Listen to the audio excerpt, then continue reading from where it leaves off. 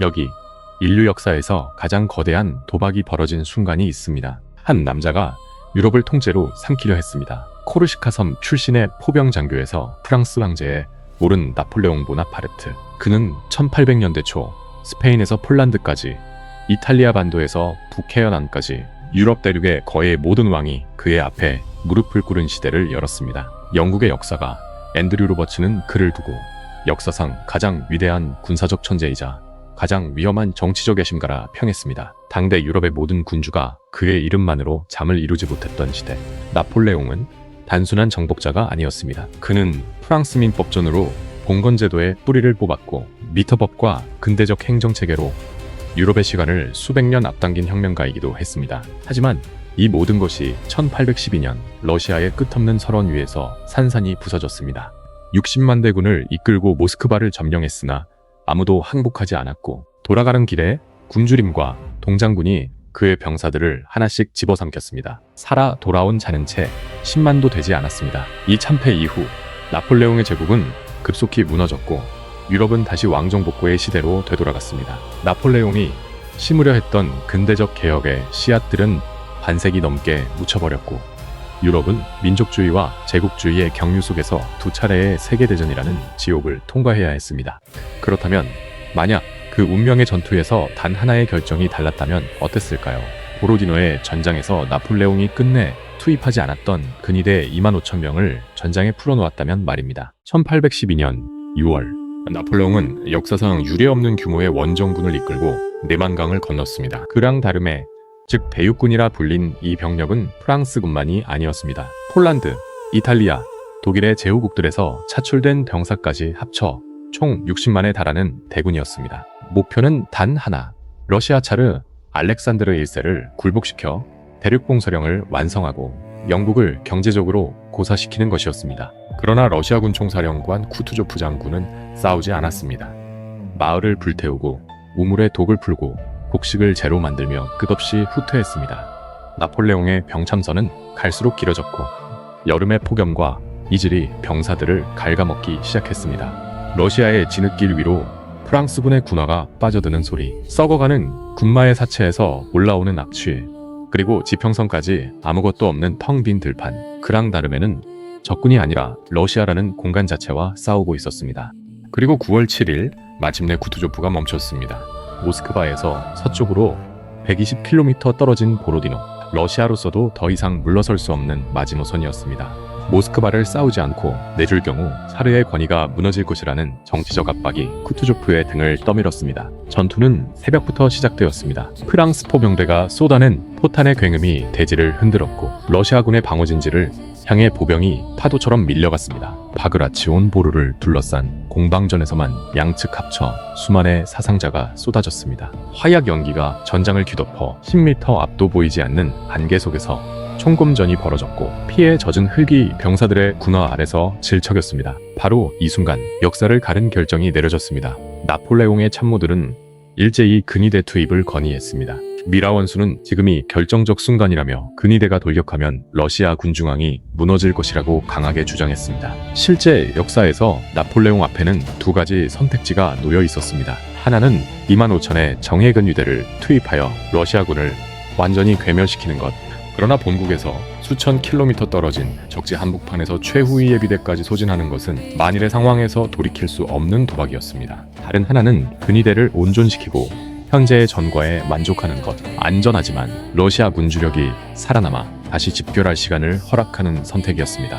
나폴레옹은 후자를 택했습니다. 본국에서 800리나 떨어진 곳에서 최후위 예비대까지 쓸 수는 없다는 것이었습니다. 역사가 앤드류 로버츠는 이 판단을 두고 나폴레옹 경력 전체에서 가장 논쟁적인 결정이라 평했습니다. 결과적으로 러시아군은 크게 피해를 입었으나 괴멸되지는 않았고 질서정연하게 후퇴했습니다. 모스크바는 텅 빈 채로 나폴레옹에게 넘겨졌고 이후의 역사는 우리가 아는 대로입니다. 불타는 모스크바, 처절한 퇴각, 그리고 제국의 몰락. 하지만 이 세계선에서는 나폴레옹이 다른 선택을 합니다. 보로디노 전투의 정오, 미라 원수의 전령이 다시 한번 달려왔을 때 나폴레옹은 전장 너머 러시아 군중앙의 동료를 직접 망원경으로 확인했습니다. 씨앗은 이미 뿌려져 있었습니다.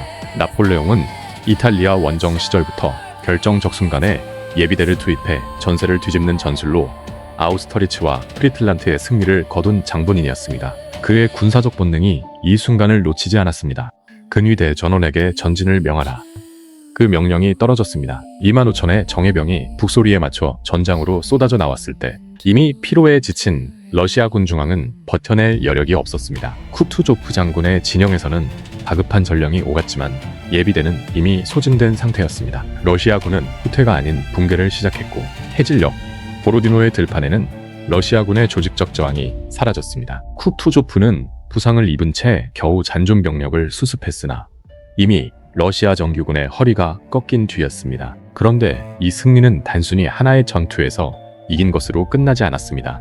보로디노에서 러시아 군주력이 괴멸당했다는 소식은 상트페테르부르크의 차르 궁정을 공포에 빠뜨렸습니다. 모스크바가 함락된 것도 아닌 모스크바를 지킬 군대 자체가 사라진 것입니다. 알렉산드르 1세의 측근들 사이에서 강화론이 급속히 힘을 얻기 시작했습니다. 그리고 이 강화 협상의 태입을 위해서 나폴레옹은 단순한 군사적 승리를 넘어 유럽 전체의 판도를 영구히 뒤바꿀 요구안을 내밀게 됩니다. 하지만 유럽의 모든 왕관을 발 아래 둔 이 남자가 미처 예상하지 못한 적이 있었습니다. 그것은 그가 정복한 땅 위에 살고 있는 수천만 민중의 마음이었습니다. 보로디노의 참패 소식이 상트페테르부르크에 도착한 것은 9월 12일이었습니다. 차르 알렉산드르 1세의 서재에는 사흘 밤낮으로 불이 꺼지지 않았습니다. 러시아 정규군의 주력이 괴멸된 상황에서 남은 선택지는 두 가지뿐이었습니다. 하나는 우랄산맥 너머로 후퇴하며 끝없는 소모전을 이어가는 것. 그러나 이미 귀족들의 영지가 초토화되었고 농노들의 동요가 시작된 상황에서 전쟁을 지속할 정치적 기반이 무너지고 있었습니다. 다른 하나는 나폴레옹과 협상 테이블에 앉는 것. 굴욕이었지만 제국을 보존할 수 있는 유일한 길이었습니다. 알렉산드르 1세는 후자를 택했습니다. 1812년 10월 나폴레옹의 특사에게 강화 이사를 전달했습니다. 그런데 이 협상장에서 나폴레옹이 내민 조건은 단순한 영토 할양이 아니었습니다. 1813년 1월 모스크바의 크렘린궁에서 체결된 모스크바 조약의 골자는 이러했습니다. 러시아는 대륙 봉쇄령에 완전히 복귀하고 영국과의 모든 무역을 차단할 것. 폴란드의 바르샤바 대공국의 영토를 확대 이양하고 발트 해연 안의 항구 도시들의 프랑스 군주둔을 허용할 것. 그리고 가장 결정적인 조항.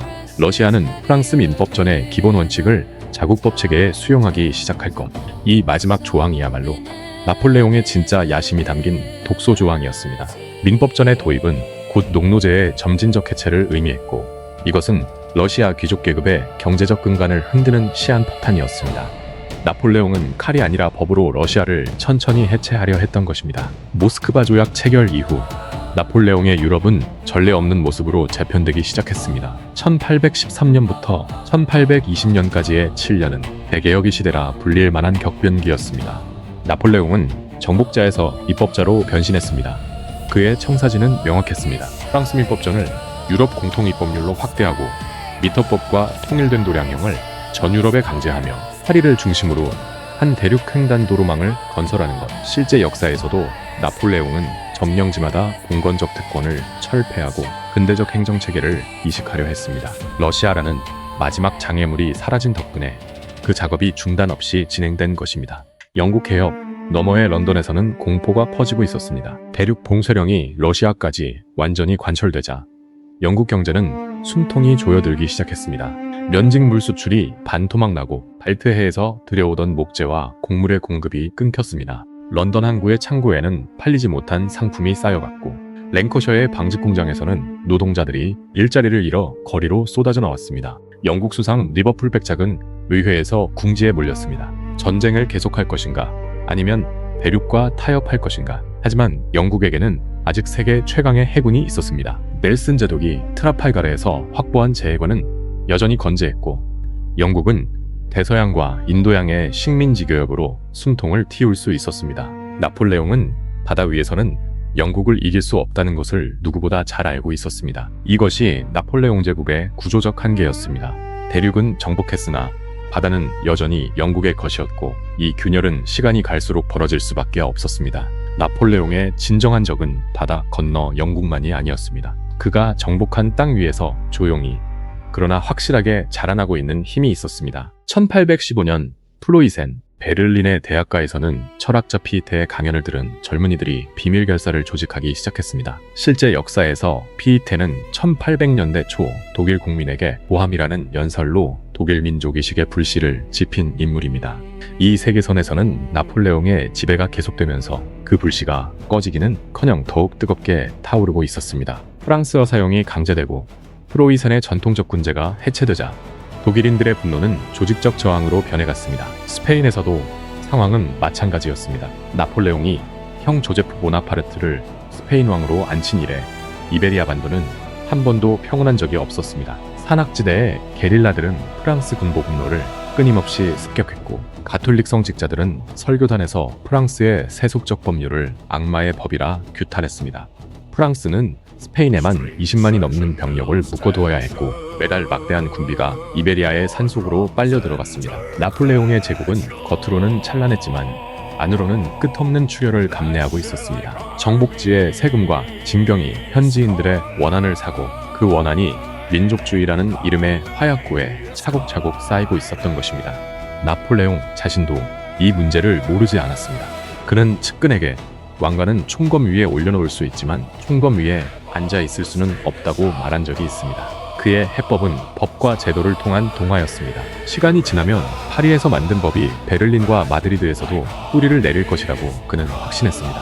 하지만 그 시간을 벌어줄 사람은 오직 나폴레옹 자신뿐이었습니다. 그리고 바로 여기서 예상치 못한 균열이 터졌습니다. 1818년 파리.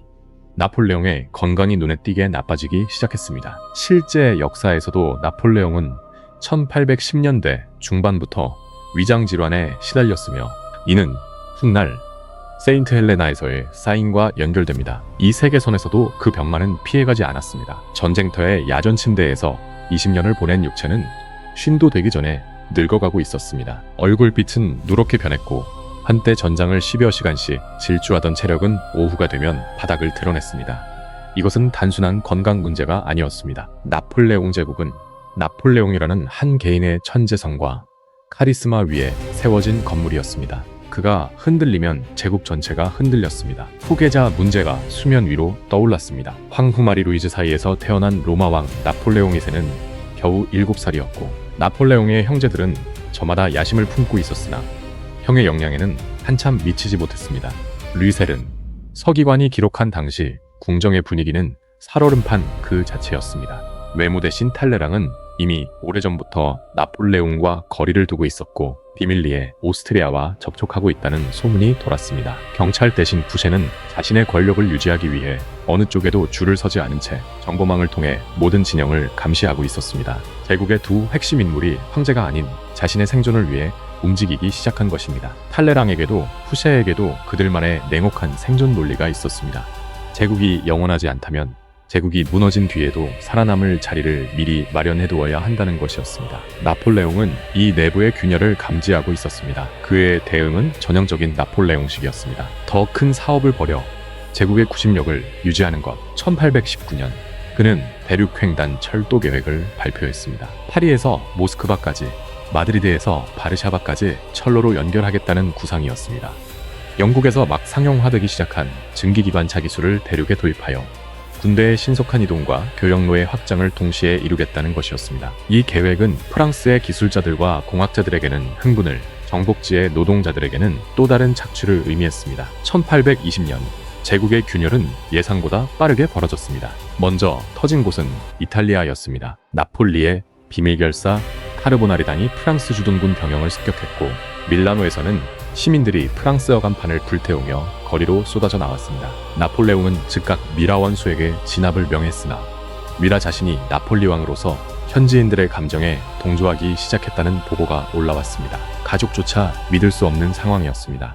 동시에 영국이 움직였습니다. 영국 외무장관 헤슬레이 자작은 비밀리에 프로이센의 민족주의 세력과 오스트리아의 보수파 그리고 러시아 궁정 내 반프랑스파에 자금과 무기를 지원하기 시작했습니다. 바다를 건너 직접 싸울 수는 없었지만 대륙 내부에 불만 세력을 키워 나폴레옹을 안에서부터 무너뜨리겠다는 전략이었습니다. 영국의 금화가 비밀 통로를 통해 베를린과 빈과 상트페테르부르크로 흘러들어갔고 유럽 곳곳에서 반프랑스 지하 조직이 하나둘 세력을 키워갔습니다. 나폴레옹은 병상에서도 지도를 펼쳤습니다. 이탈리아의 반란, 스페인의 게릴라, 프로이센의 민족주의, 러시아의 재무장 움직임, 그리고 영국의 보이지 않는 손. 이 모든 것이 동시에 터진다면 제국은 버텨낼 수 있을 것인가? 그의 손가락이 지도 위에 파리를 짚었습니다. 모든 길은 파리로 통한다. 파리가 건재한 한 제국은 무너지지 않는다. 그는 그렇게 믿었습니다. 하지만 1821년 봄 파리의 튠르리궁에 도착한 급보는 나폴레옹의 계산을 송두리째 뒤흔들었습니다. 반란이 터진 곳이 프로이센도 스페인도 아닌 제국의 심장부 프랑스 내부였기 때문입니다. 20년간 쉬지 않고 계속된 전쟁과 징병에 지친 프랑스 농민들이 남부리옹을 시작으로 징병 거부 운동을 일으킨 것입니다. 나폴레옹이 유럽을 정복하는 동안 정작 그의 나라 프랑스의 젊은이들은 전장에서 돌아오지 못하고 있었습니다. 제국의 영광을 떠받치고 있던 것은 프랑스 농촌의 피였고 그 피가 마침내 바닥을 드러냈습니다. 나폴레옹이 세운 제국은 이제 밖의 적과 안의 분노 사이에서 결정적 선택의 순간을 맞이하고 있었습니다. 그리고 이 선택의 결과가 이후 유럽 100년의 지도를 결정짓게 됩니다. 1821년에 프랑스는 안팎으로 불타고 있었습니다. 나폴레옹 앞에 놓인 선택지는 다시 두 갈래였습니다. 하나는 리옹의 봉기를 무력으로 짓밟고 공포정치로 제국을 유지하는 것. 그러나 자국민에게 총을 겨눈 황제는 정복지 민중에게 더 이상 해방자를 자처할 수 없었습니다. 다른 하나는 제국의 구조를 근본적으로 바꾸는 것. 나폴레옹은 후자를 택했습니다. 그가 택한 방법은 그 자신이 가장 잘 다루는 도구인 법이었습니다. 1822년 파리 칙령. 나폴레옹은 프랑스 본국의 징병 기간을 대폭 단축하는 대신 정복지에서 자발적 직업 군인을 모집하는 체계로 전환했습니다. 동시에 정복지의 자치권을 확대하여 각 지역이 프랑스 민법전의 기본 원칙을 수용하는 한 내정에 상당한 자유를 허용하겠다고 선언했습니다. 이것은 제국을 느슨한 연방체로 재편하는 것이었고 사실상 나폴레옹이 절대적 지배를 일부 포기한다는 뜻이었습니다. 이 양보가 가져온 효과는 즉각적이었습니다. 리옹의 봉기는 수그러들었고 이탈리아와 독일 지역에서도 민족주의 세력 중 온건파가 새로운 자치체제에 참여하기 시작했습니다. 그러나 이 타협은 동시에 제국의 구심력을 약화시켰습니다. 프로이센의 강경 민족주의자들은 자치권 따위로는 만족하지 않았고 스페인의 게릴라는 프랑스군이 한 명이라도 이베리아에 남아있는 한 싸움을 멈추지 않겠다고 선언했습니다. 1821년부터 1830년까지의 10년은 이 세계선 유럽의 성격을 결정지은 시기였습니다. 파리 칙령 이후 제국 전역에서 자치의회가 구성되었고 프랑스 민법전을 기반으로 한 통일적사법 체계가 라인강에서 비스와강까지 뿌리를 내렸습니다. 도량형의 통일과 관세 장벽의 철폐는 대륙 내교 역량을 이전 대비 3배 이상 끌어올렸고 파리와 밀라노를 잇는 최초의 대륙 횡단철도가 1828년 개통되었습니다. 철로 위를 달리는 증기기관차에 매캐한 석탄연기가 알프스 산맥의 터널을 가득 채웠고 리옹의 비단과 밀라노의 직물이 하루 만에 파리 시장에 도착하는 시대가 열렸습니다. 그러나 이 번영의 이면에는 날카로운 모순이 숨어 있었습니다. 통일된 시장은 프랑스 자본가들에게 압도적으로 유리했고 독일과 이탈리아의 영세수 공업자들은 프랑스산 공산품에 밀려 몰락해갔습니다. 경제적 통합이 가져온 불평등이 정치적 자치만으로는 채울 수 없는 새로운 원한을 만들어내고 있었던 것입니다. 1821년 5월 나폴레옹 보나파르트가 52살의 나이로 튠르리궁에서 숨을 거두었습니다. 위장에서 시작된 병이 온몸으로 퍼진 결과였습니다. 실제 역사에서 그가 세인트 엘레나의 유배지에서 맞은 죽음을 이 세계선에서는 유럽의 지배자로서 맞이한 것입니다. 나폴레옹 2세가 10살의 나이로 즉위했습니다. 실질적 권력은 섭정위원회가 쥐었고 그 중심에는 끝내 살아남은 탈레랑이 있었습니다. 탈레랑은 나폴레옹의 팽창주의를 버리고 현상유지를 택했습니다. 스페인에서 프랑스군을 단계적으로 철수시키고 영국과 비공식적 무역 채널을 열어 대륙 봉쇄령을 사실상 완화했습니다. 이것은 나폴레옹이 결코 받아들이지 않았을 양보였지만 제국의 수명을 연장시키는 현실적 판단이었습니다. 영국과의 긴장이 완화되면서 대륙에는 기묘한 평화가 찾아왔습니다. 그러나 이 평화는 영속적인 것이 아니었습니다. 나폴레옹이라는 초인적 존재가 사라진 자리를 어떤 제도도 완전히 대체할 수 없었기 때문입니다. 1830년대부터 제국의 균열은 구조적이 되었습니다. 나폴레옹이 심어놓은 민법전과 근대적 교육체계는 역설적이게도 정복지 민중에게 자유와 권리의 언어를 가르쳤고 그 언어로 무장한 민중은 이제 프랑스의 지배 자체를 거부하기 시작했습니다. 1835년 프로이센 자치의회에서 독일어 공용화 결의안이 통과되었습니다. 1840년 이탈리아 북부에서 통일운동이 공개적으로 조직화되었습니다. 나폴레옹이 만든 법이 나폴레옹의 제국을 안에서부터 해체하기 시작한 것입니다. 1848년 유럽 전역에서 동시다발적 혁명이 폭발했습니다. 실제 역사에서도 이해의 유럽을 뒤흔든 혁명의 봄이 있었지만 이 세계선에서 그 충격은 비교할 수 없이 컸습니다. 반세기 동안 누적된 민족적 분노와 경제적 불만이 한꺼번에 터져나온 것입니다. 밀라노에서 베를린까지, 바르셀로나에서 부다페스트까지 시민들이 바리케이드를 쌓고 거리로 나섰습니다. 바리케이드 위에서 타오르는 횃불의 그을음, 냄새와 포석을 뜯어내는 거친 마찰음이 유럽의 모든 수도를 뒤덮었습니다. 나폴레옹 2세의 제국은 이 충격을 흡수할 힘이 없었습니다. 1849년 이탈리아 반도가 독립을 선언했고 같은 해 독일 연방이 프로이센을 중심으로 재편되었습니다. 프랑스 제국은 본국과 벨기에, 라인란트, 네덜란드 일부를 단신히 유지하는 수준으로 쪼그라들었습니다. 하지만 여기서 주목해야 할 것이 있습니다. 이 세계선에서 독립한 나라들은 실제 역사의 그것들과 근본적으로 달랐습니다. 반세기에 걸친 프랑스 민법전의 적용은 봉건적 신분제를 이미 돌이킬 수 없을 정도로 해체해 놓았습니다. 통일된 도량형과 법률체계, 대륙횡단 철도망은 그대로 남았습니다. 독립한 나라들은 프랑스 제국을 거부했지만 프랑스 민법전은 거부하지 않았습니다. 나폴레옹의 깃발은 내려갔으나 나폴레옹의 법은 살아남은 것입니다. 이것이 이 세계선의 유럽과 실제 역사의 유럽 사이에 놓인 결정적 차이였습니다. 실제 역사에서 유럽의 근대적 법체계와 통합적 시장은 두 차례의 세계대전이라는 상상할 수 없는 대가를 치른 뒤에야 비로소 형성되기 시작했습니다.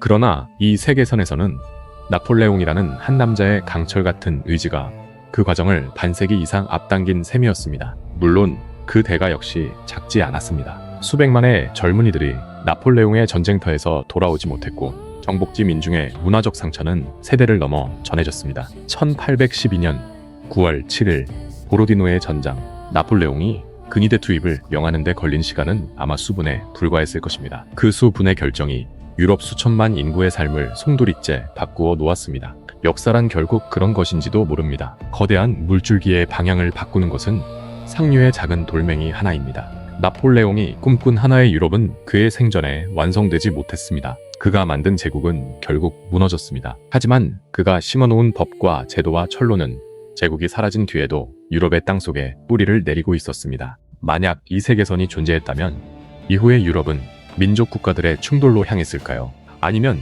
나폴레옹이 남긴 통합의 유산 위에서 또 다른 길을 찾아갔을까요?